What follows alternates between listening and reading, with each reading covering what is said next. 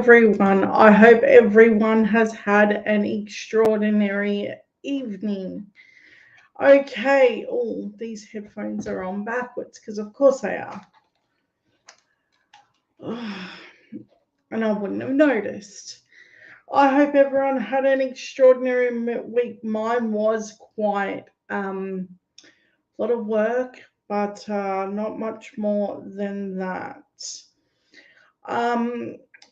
I know that this week there was the FADDEN by-election yesterday, so we're going to discuss that. We are going to discuss, hold on just a second because it didn't allow me to do it where I wanted to do it. And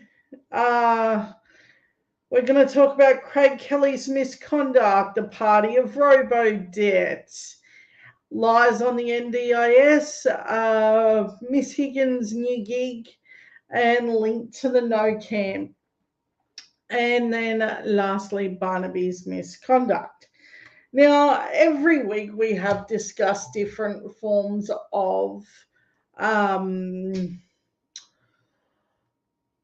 ROBODEBT and how extraordinary that process was. As we explore that through more episodes, I want you to understand that this is a deeply troubling and disturbing program that was implemented illegally. So, and loads of people are going to see now that the Royal Commission is over, they're going to want to, do the whole move along, nothing to see here kind of narrative. I, however, take a different approach. I think that we should continue to talk about it in its entirety because it is an important part of how the Conservatives view welfare recipients. Even when they don't owe any money, they will rip money away from them illegally. And they don't care if it's legal or not to do so. They will do it.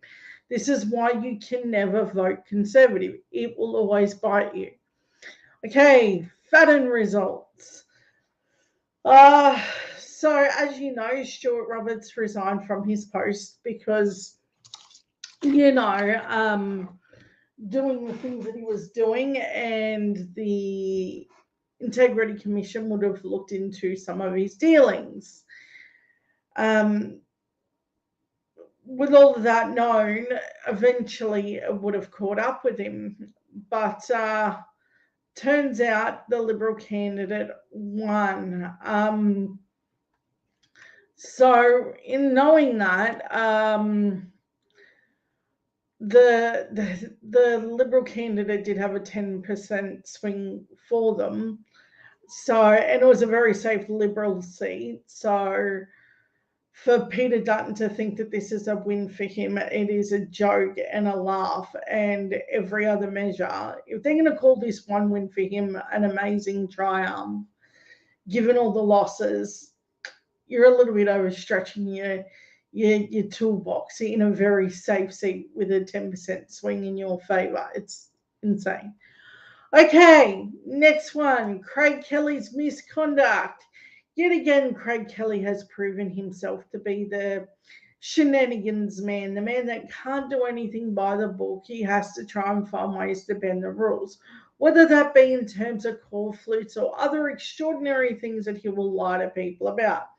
Turns out the Australian Electoral Commission does not take kindly to this kind of behaviour. Craig Kelly has been in the business of politics for a long time, and yes, it's a business. It's not like the ordinary business that you consider running, but it is a business. So he understands the distribution of call flutes and many other things and how it should work. So to see that he flagrantly disregards the rules in relation to this is another sign that he's not fit to hold any position that he's ever had. Considering that we've had Labor candidates being totally struck off for very similar offences, and so they should have been, it's extraordinary. It's extraordinary to me that Craig Kelly can still hold the position that he does. Okay, so let's discuss that in detail. So this is like more than a small poster dispute. It's about where he was placing him and everything else. So the federal court judge believes the Electoral Commission, the AEC, behaved inappropriately when it warned former Craig Kelly about the non-compliant political advertising and did not tell him the exact location. Mr. Kelly is being pursued in a civil case by the AEC for what it says are 22 contraventions of electoral law advertising and lead up to last year's election. It is there is an issue on the font size, which you would have known, the authorization of information on his posters, and an 8-point font on the initial print of the call flutes, which is which the regular argues was impermissibly small. In other words, he would have added information to it that was damning that you needed to add, like where you get certain donations from or whatever. And he did it in 8 font. So the elderly and a few others, myself, I couldn't read it, not without my glasses, and I don't wear them all the time, just when I'm reading. So it seems extraordinary to me that, and I don't need them when I'm driving, which is mostly when I notice this stuff. After Mr. Kelly received letters from the AEC, he increased the font size to a subsequent print run and then ordered stickers to attach the original material as an attempted solution. But despite having photos allegedly non-compliant with the posters, AEC did not immediately tell Mr. Kelly that the allegedly offending posters, where they were essentially. This is the thing. He knows how to do this. I have no doubt that Craig Kelly, being part of the Liberal Party, he would have had advisors all the way through. Just because he joins the weird Palmer United that doesn't give a fig about rules and doesn't care about what you should do, he plays by his own little tune. He will lie about everything and he will say, of course I didn't know. Or, of course, why would I have to be accountable to this? It's the same thing that he does when he talks about COVID and other things. He's just a disingenuous person as a default. Okay, so now that we're dealing with that, next we're going to discuss the party of ROBODEBT. So it turns out Peter Dutton is trying to spin ROBODEBT as a political hit to just attack the Liberals.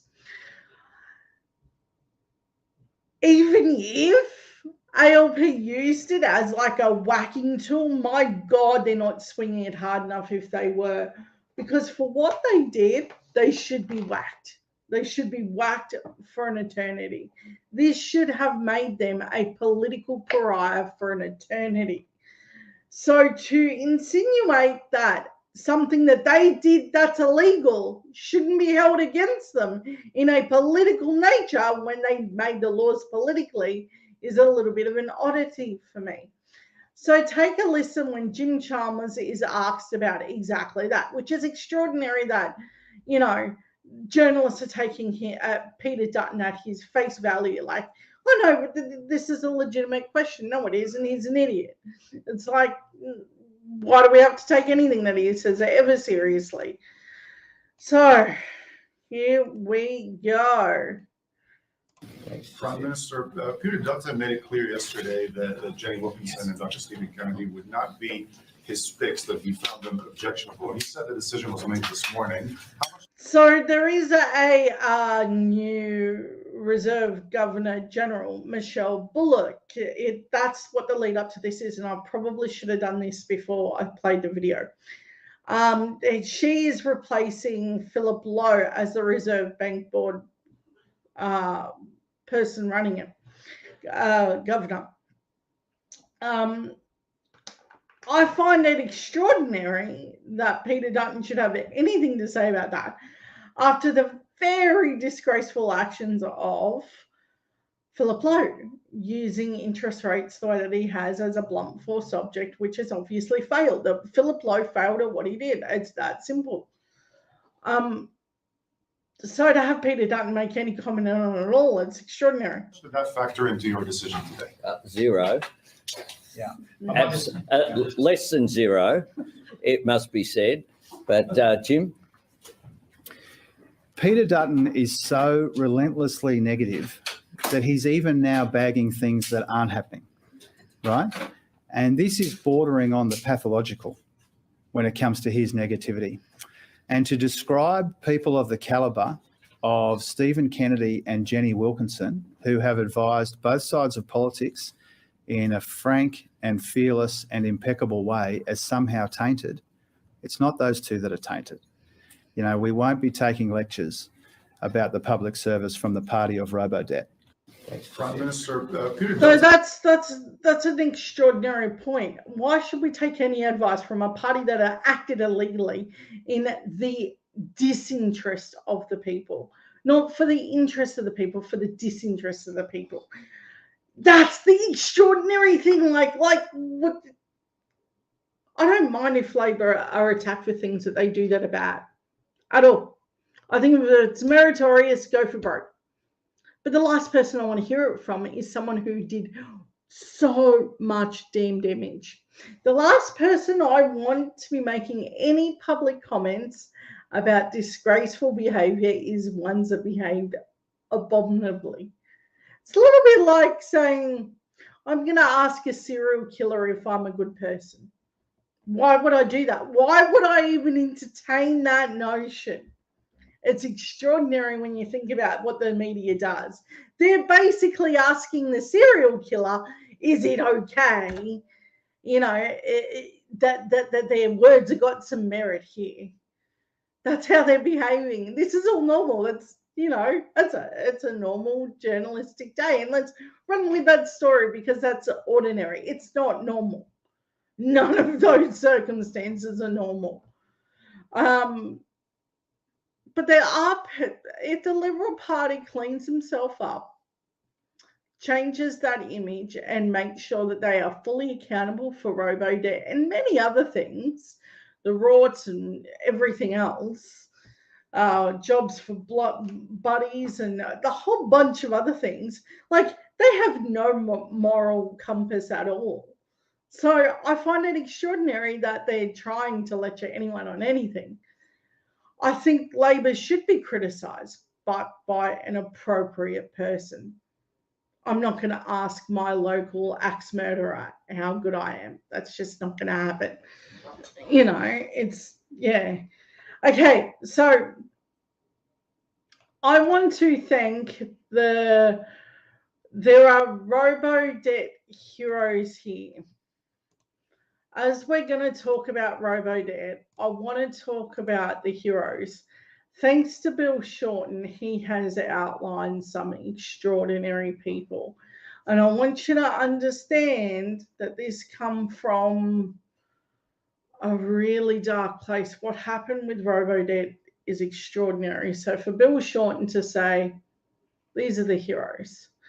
So we have Madeline Masterson, Colleen Taylor, Felicity Button, Jenny Miller, Kath Madwick, Genevieve Bolton, Catherine Boyle, Catherine Eagle, and you'll go down in history as the heroes of ROBODEBT. Now, the reason for that is that there were friends and families of victims as well. Some of these are victims of that had loved ones that passed away, and they had to talk about the impact on their family of receiving an illegal notice to pay ROBODEBT back. This had an extraordinary toll on some people, and the heroes of this story are the victims that spoke out and said that there was something wrong, even when all of their details were being leaked to the media illegally about them, because there's no way that it was legal that these files were handed over as like a shit list to attack these victims. There's no way that that could possibly be legal to hand over government information about victims to make it sound like, oh no, this victim isn't a victim because of such and such on their reference. It's extraordinary that the media even ran with those stories, but I'm not surprised given the era of Rupert Murdoch and his influence. So these people overcame massive adversity to do this. They knew that in speaking out, their names were going to be put out there, that they were going to be made out to be the villains in the story, rather than the people who perpetrated it on their lives, the LNP, and implemented this very illegal system. I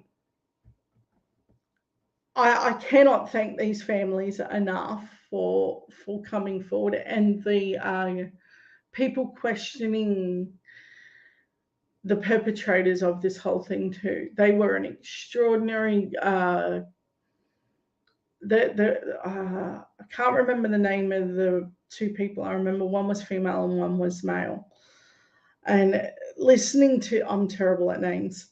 Listening to their questioning, their line of questioning was amazing. They were direct, they knew what they had to say, and it was one of those things like it was an art form. And each time, like, they had Scott Morrison on the stand, and Scott Morrison was trying to like spin this little tale of, look, aren't I an extraordinary, leader for doing these things?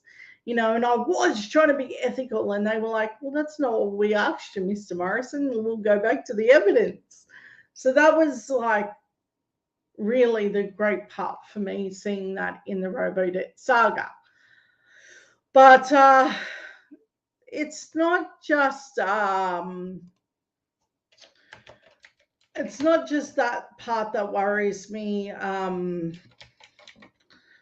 in all of this. It's the way that it's put out there that ROBODEBT was an acceptable thing. And I understand that you have Peter Credlin still running articles to the extent of, well, we should reinvent this. That's the disturbing part to this. Okay, now we're going to talk about the NDIS. Now, I don't know if you've had much experience with the NDIS system, but Rupert Murdoch has taken an opportunity to mislead people about means testing the NDIS program and saying that people will have to pay. I have a feeling that if you got a Conservative government, that they exactly would make you pay for that. I don't think that this was like a thought bubble of misleading the public. Well, I do think it was that, but I do think that there's something more nefarious. I think it was like prepping you up for, if you got an LNP government, that this is exactly what they would do with it. They would means test it and then they'd make you pay for it. You can't not think that the Conservative Party, the Liberals, would have done precisely this. The architect of the making public services to pay for them, the way that they do, like destroying Medicare and that sort of thing, are the Conservatives, where you've got to pay more and more for services that should be free. So, yeah, I'm not shocked that they do this. I'm just shocked that we still have to endure their bullcrap on it. Okay, I hear Brittney Higgins has a new gig. I don't know if you've seen it, but Brittney Higgins has a new role on the United Nations. Now, if you remember, Brittney Higgins was a victim of rape. Now, that is an extraordinary thing to happen to a young woman, and she has suffered trial by media this whole time. And even the AFP and ASIO colluded to make a point of her background and everything else. So not only was she a victim once, but then she repeatedly became a victim in the telling of her tale. So if you ask me, the job that she's going for is perfect, because the United Nations deals with political issues like this, how people are treated in situations like hers. They actually talk about stuff like this very regularly, women's rights, women's, how women are treated all over the world. I think it's smart. I think that there will always be this infamous thing of how one side or the other side are going to view Brittany Higgins. But I don't think there are sides. I think there's disinformation and then there's facts. And if you're on the side where you think that there's like facts don't matter and you just get to slander a pretty lady that's done nothing wrong and an actual victim in all of this, it's disgraceful. I don't know where you're going to come from with that, but it's not a good idea. Okay. So I before have made a note on The Voice. And in doing so, I have pointed out what are the links to disinformation. Amazingly, I find it's this.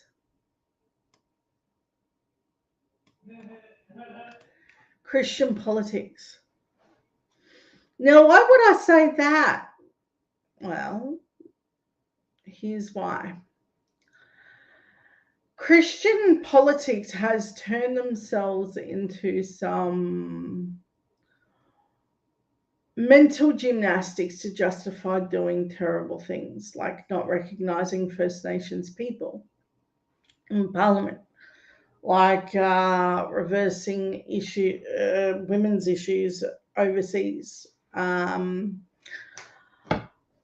after women for needing contraception, not allowing women in leadership roles. It's a very tyrannical system of Christian politics. The white Christian male should dominate everything, is basically the agenda. And their racism, their sexism, their disgracefulness is for everyone to see. So if they're funding this, they're definitely an evil bunch and they should be considered a hate group and we shouldn't have to deal with them. They're evil, and I don't like how all of this is portrayed as if we should go by allowing this fast to go on. They should be defunded, told, no, you've done too much harm to community, and we shouldn't allow hate to pretend like they're being legitimized. This is a little bit like doing deals with the Taliban and then pretending like that's all normal. Sure, you can run planes into towers, and then hey, when you get government again, we'll play nice. It's the plan. I'm not willing to play nice with people that do atrocious things. It's just not going to happen. This group here, they've done some evil stuff, and we need to be aware of that fact, very much so. Okay, so Barnaby Joyce has been proven that he does things that he just shouldn't. So Barnaby Joyce relocated an agency of the workforce in the agricultural chemical regulator from Canberra to his electorate, spurred down a downward slide in the agency's performance. So he moved it from a major city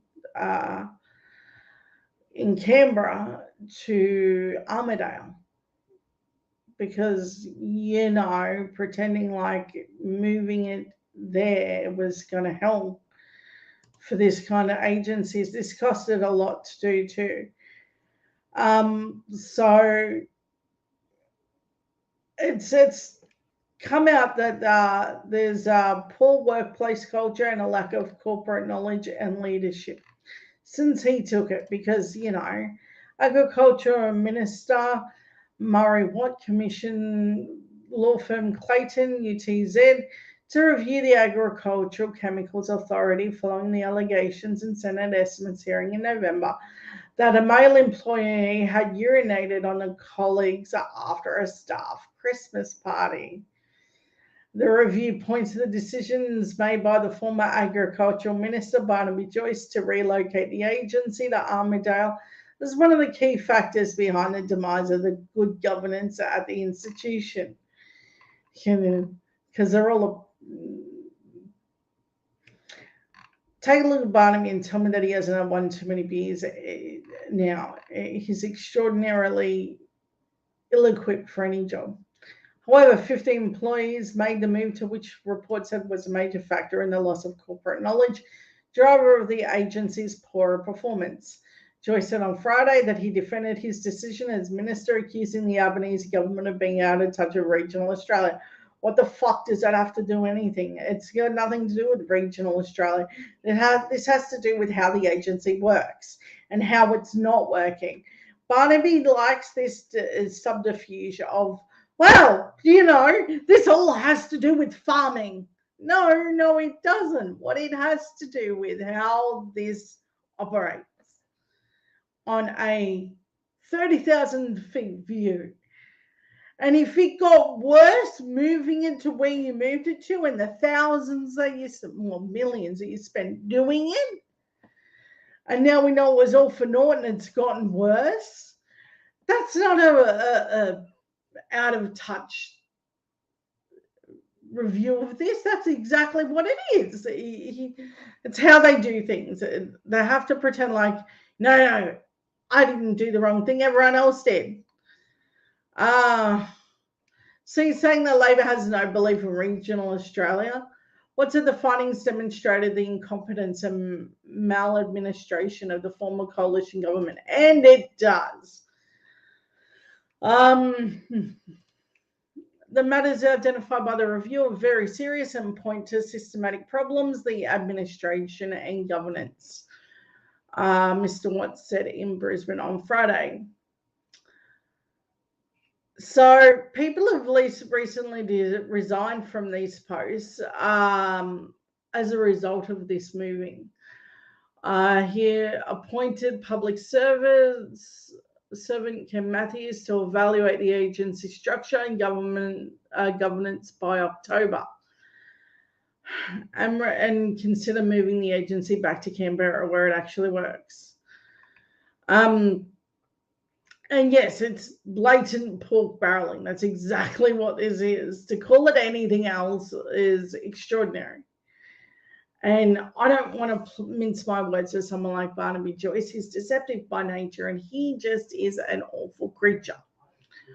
I don't think that there's a moment that I've ever noticed with him where he's ever played a legitimate moment of being who he should. We have got moments that we're going to look at with this government where for many years we're going to be looking at decisions made and lost based upon what they did. You can't overdo 10 years of damage in, a couple of years. So we are going to have to stay strong, believe in the Albanese government and subsequent Labor governments as a result of this. We understand and endeavour to help people grasp the idea that conservatives will always work against your best interest. If you don't believe me, believe them. When they want you to pay for the NDIS, when they create rorts